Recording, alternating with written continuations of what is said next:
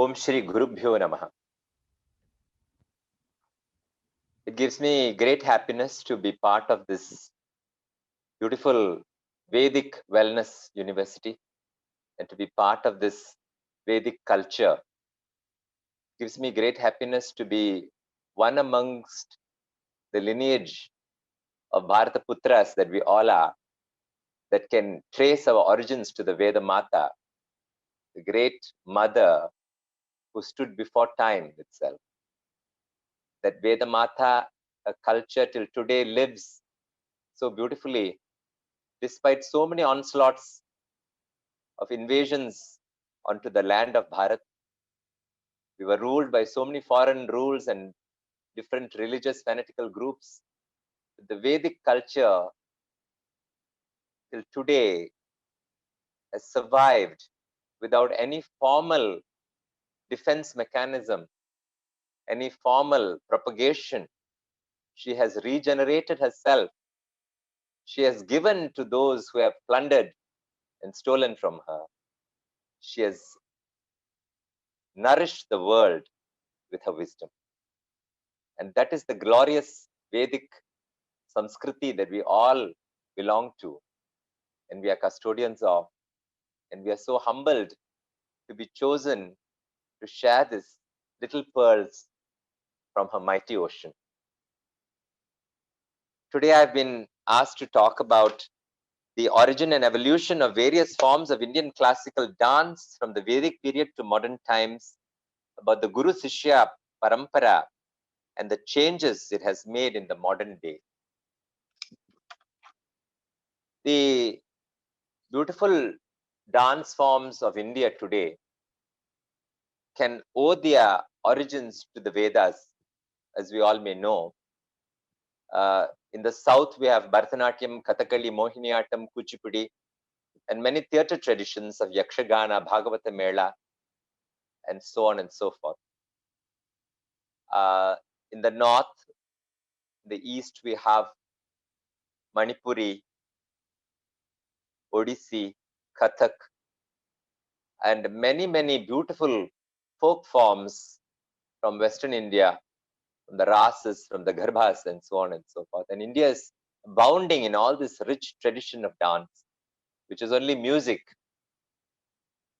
visualized, or a visual form of music. To find its origins, we go back to the 200 BC, and we go back to the Puranic origins of the Vedas, in which we find that 200 BC, there was a great calamity on this earth. People were not following the Vedic form of life. There were loose morals. Everybody was misguided. There was a lot of calamity, commotion. So Indra, the leader of all the gods, he pleads to Brahma, "Oh sir, can you do something for us? It is so difficult. People are unable to understand the Vedas. They are unable to live by the code of the Vedas. They are unable to access and understand the complexity of the Vedic knowledge. Please help us, sir." So Brahma goes into the deep dhyana, and then from the essence of the Vedas, he culls various elements and he formulates the entire Natya. What are these? Jagraha Patyam Rigvedat Samabhyo Sangeetamevacha Yajurvedat Abhinayan Rasan Atharvanadhapi. From the Rigveda, he took Patyam, the beautiful syllables that we recite, the dance, the beautiful rhythmic sections, the meters that come into play, because the Rigveda abounds in this. From the Samaveda, which is the most musical, he took the essence of music and he culled the essence. And then from the Yajurveda, which is very methodical and very organized, he took the methodology of Abhinaya. How do we express with our limbs, with our deep sentiments? How do we express with our costume and settings and speech? All the rules from the beautiful Yajurveda, he took that and he culled it. From the Atharva Veda, he took rasa, the beautiful essence of emotions that human beings experience. In the ancient days, it was categorized as Ashtarasa, and then it became Navarasa later. And he took this and he fashioned the Natya Veda. So Natya is also considered as a Veda because it takes the saram or the essence of the four Vedas, and as a krida, as a play, in the most unassuming way, as audiences were to sit back and relax and watch, they would unassumingly absorb the essence of morality, ethics, values, philosophy. By watching a dance or dramatic presentation, the audience will be lifted to that state of awareness, which the Vedas would do otherwise. He took this and he gave it to Indra. And Indra tried to teach it to the Devas, but it did not work. So he took it back to Brahma. And Brahma, then through his intuitive vision, chanced upon the great sage Bharata, Bharata Muni. And he told him, "Oh, great sage, you will be able to translate this Veda into the human tongues where people in the earth will be able to understand." And hence he gave the essence of this Natya Veda to Bharata Muni.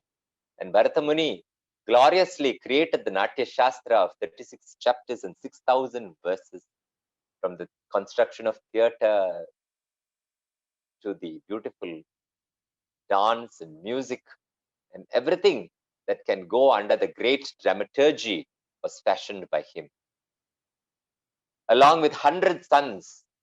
And we wonder, how does a rishi have 100 sons? We could easily realize that that is a metaphor, and the 100 sons could be his 100 disciples. He taught them the beautiful episode of the Puranas, Samudra Mathanam, and he took that beautiful drama and he said the best of people to stage it before is Lord Shiva himself. So in the beautiful pavilion of Mount Kailash, Bharata Muni, along with all the devas in charge of lighting, stage, design, music, and so forth, they presented this Samudra Mathanam before Lord Shiva. The story is very intricate. It was called Asura Parajaya, the defeat of the Asuras, and the Asuras were very upset about it because they were given the second position. So there was a bit of calamity because it was celebrating the Dwajarohana of Lord Indra, the success of Indra. So Bharata quickly, to resolve that,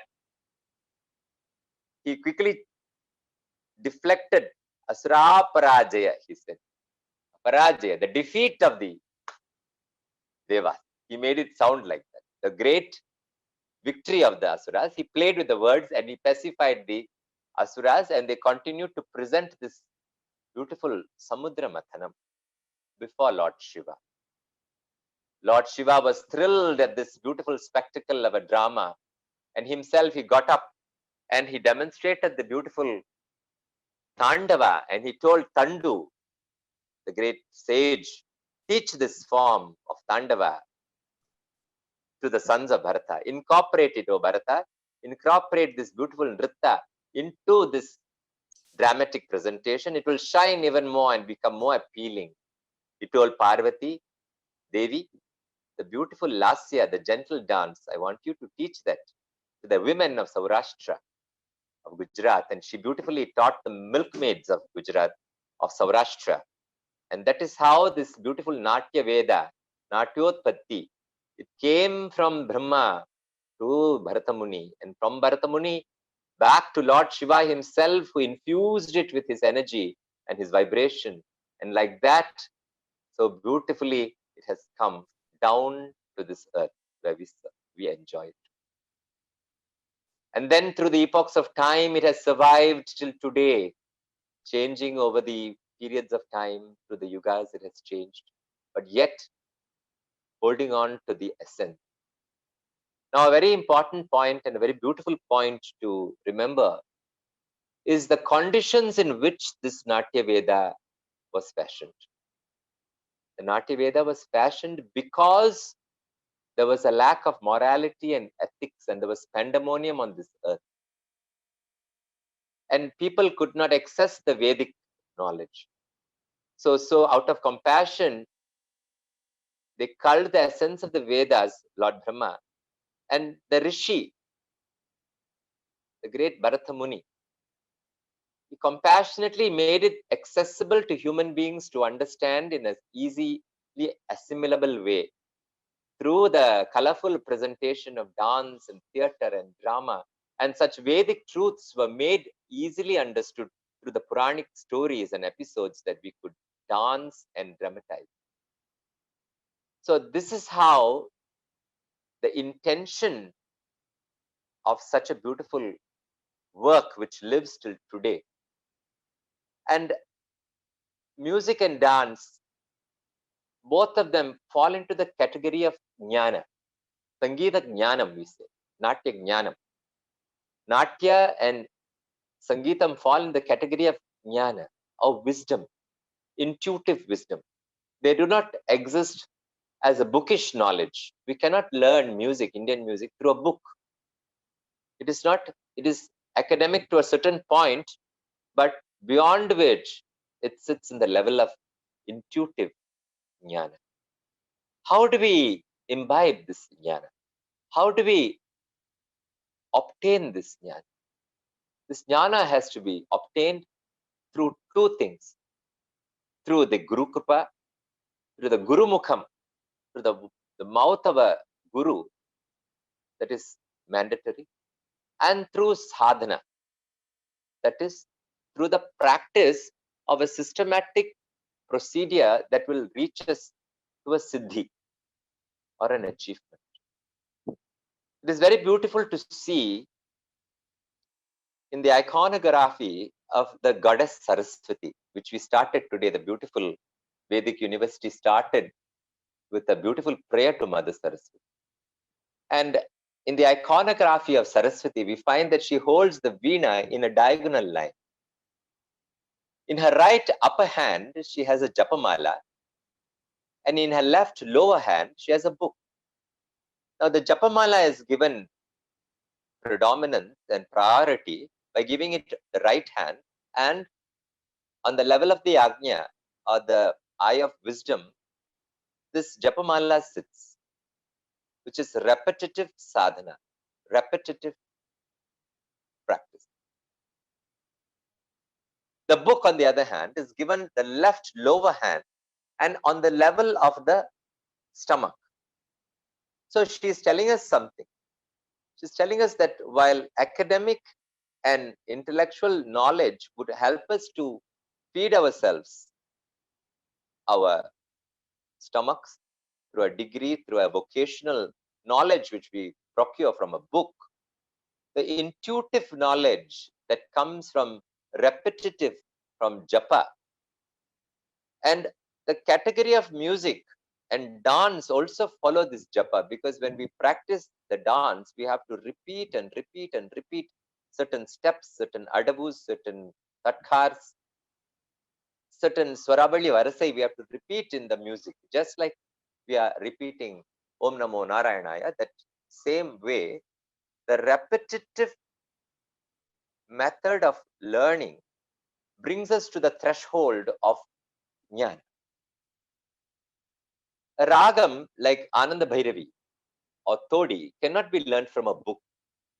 You have to learn it from a guru, and the guru will prescribe to you many different compositions, many different practical exercises that will equip you with enough technique. And that is not enough. You have to listen widely to so many different programs, and then listen to your guru, replicate what he is saying. And through the replication and the identification, somehow we would learn or have an idea of what this thing is Ananda Bhairavi. Similarly, when we are dancing in the Natyam, we have many Sanchari Bhavas, we have many different korvais and different calculations. How do we get a good grip of these things? They are vast. They cannot be procured from a book. They cannot be obtained from a book. Bookish knowledge will not lead. And so the Guru Sishya Parampara of learning is of great vital importance in this vast ocean, the Samudram of Sangeetam and Natyam.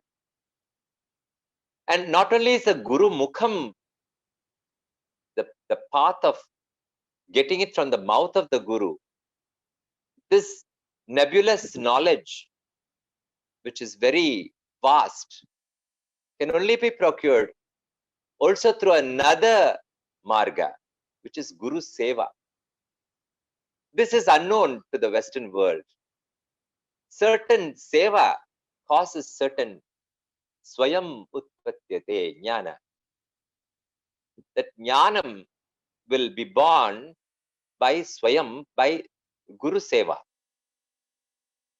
In the life of Adi Shankaracharya, we know the beautiful story of Padmapada, where Adi Shankaracharya is about to start a lesson for his 4 disciples, 3 of which are sitting with him on the one side of the Ganga bank. And he's about to start some very terse and difficult Vedantic ideas to teach. And as he's teaching, one disciple is on the other side of the Ganga, and he is very busy washing the clothes of the Guru of Adi Shankara, and he is very busy cooking. So the 3 disciples are waiting for the master Acharya to start the lesson on Vedanta, but master does not start because he's waiting for his disciple on the other side of the Ganga to cross over to attend the class. But the time is going and that boy doesn't seem to be coming. So these 3 other disciples are very impatient. They say, "Sir, this boy is not going to come. I think you better start off the class." So Shankara smiles, and then he starts the lesson. And the lesson goes on for 1 hour, 2 hours, 3 hours, and this boy is still yet to come. He's still doing Guru Seva for the Guru on the other side of the Ganga.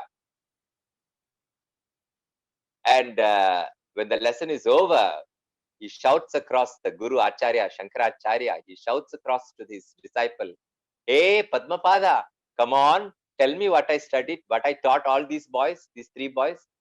And that boy just ran on the Ganga. He ran upon the water of the Ganga. And that is the beautiful power of the Guru Seva.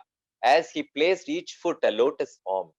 And in each foot, he gave extempore a verse that culled the essence of the 3 hours of lesson that he gave. And in 8 verses, 12 verses, he succinctly gave the wisdom of what the Acharya taught to the other 3 students. The point of this story is, through the seva of the Guru, there is another section of knowledge that is born. And only in the Vedic traditions, in the Vedic culture, the Vedic parampara, do we understand that this jnana, the samudram of jnana, is handed down to posterity through the Guru Seva, through the Vinayam of the disciple, the Sishya Parampara, the Guru Sishya Parampara. Because vast is that knowledge. And those knowledge cannot be notated, just as the Vedas cannot be written down. The knowledge of Natyam and the knowledge of Sangeetam cannot be written down. That vast is the jnana. One ragam itself is a samudram. One varnam itself is a samudram. So when we take like that, how are we going to pass this knowledge down? How will posterity learn such things?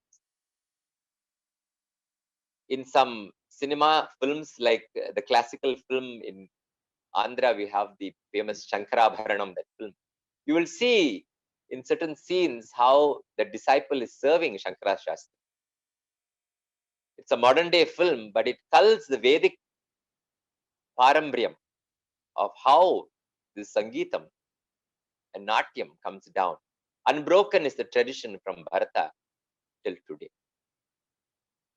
Of course, we were ruled by many foreign rulers And at a certain point in our time of India, a lot of this dance and music had suffered in the sense that lack of patronage, the maluse, and the disuse, and then we saw a full slump of dance and music.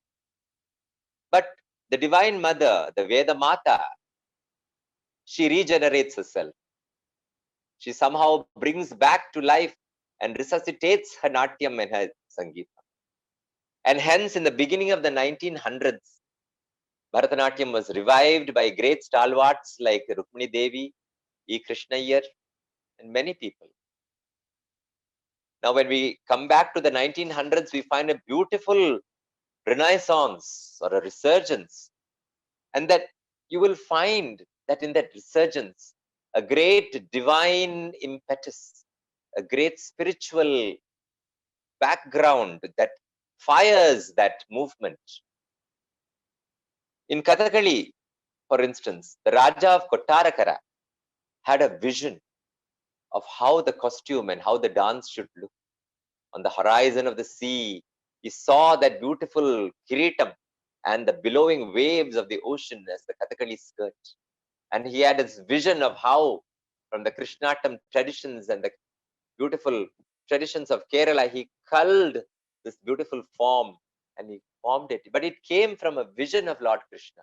It came from the divine vision. Similarly, Raja Bhagya Chandra of Manipur, he too had a beautiful dream of exactly how Lord Krishna comes with the gopis in that cylindrical skirt of the Manipuri dance, and the vision of how the costume should look with all the stars and the starry firmament.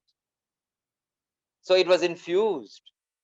When the Mughals ruled India, they brought the Advaitic Parabrahman idea into Kathak and they gave it an impersonal Nirguna Brahma form.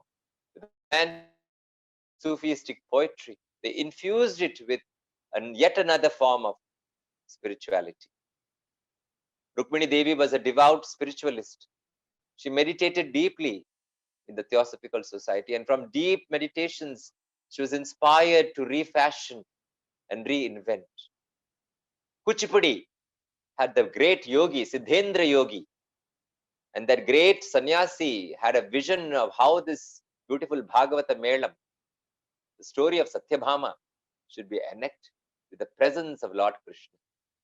So once again in the revival period, the Divine Mother, the Vedic Mother, she infuses different stalwarts and different great vessels, great patras, great mediums, the different corners of India to infuse the Natyam once again according to the local tastes and traditions.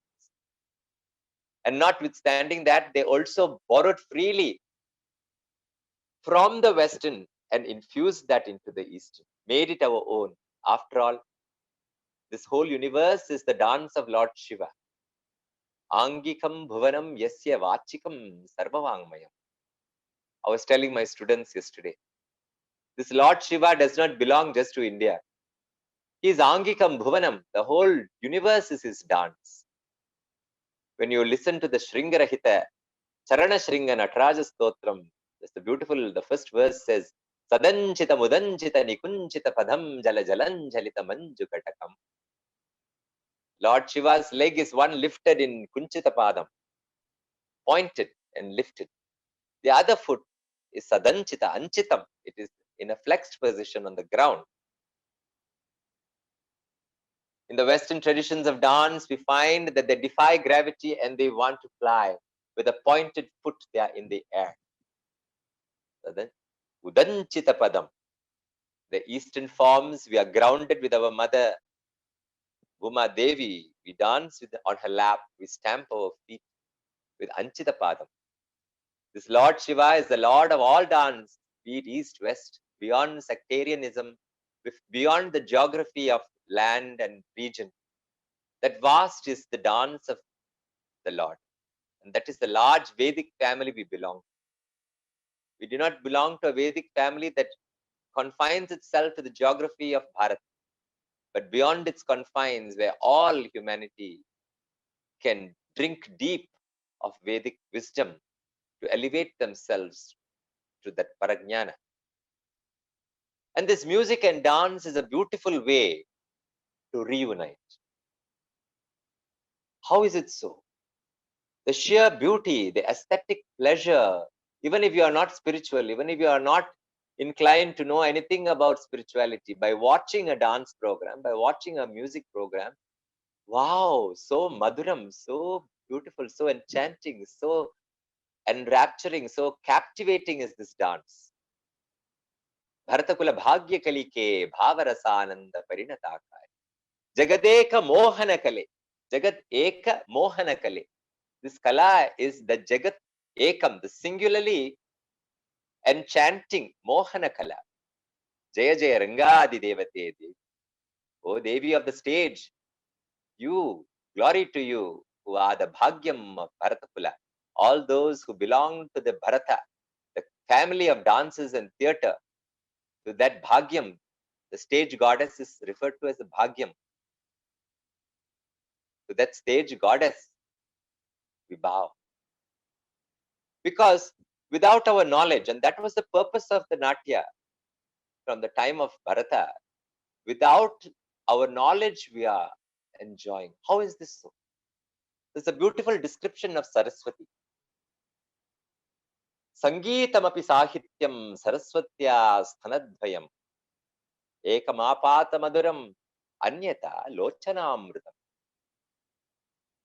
How beautiful. Sangeetam and sahityam, music and the lyrics, are like the twin breasts of the Divine Mother Saraswati. While one is sweet, one gives sweetness, flows with sweetness, ekamapata maduram.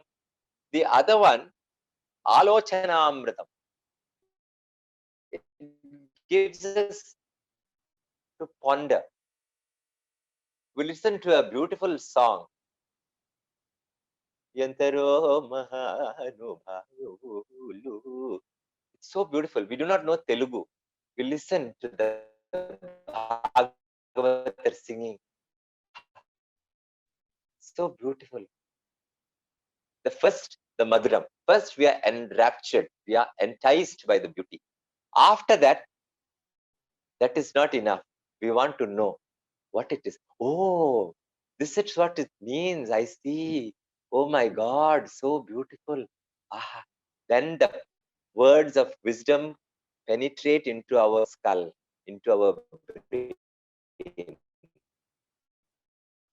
The Madhuram, the Divine Mother, the Natyam is so beautiful. The form, the line,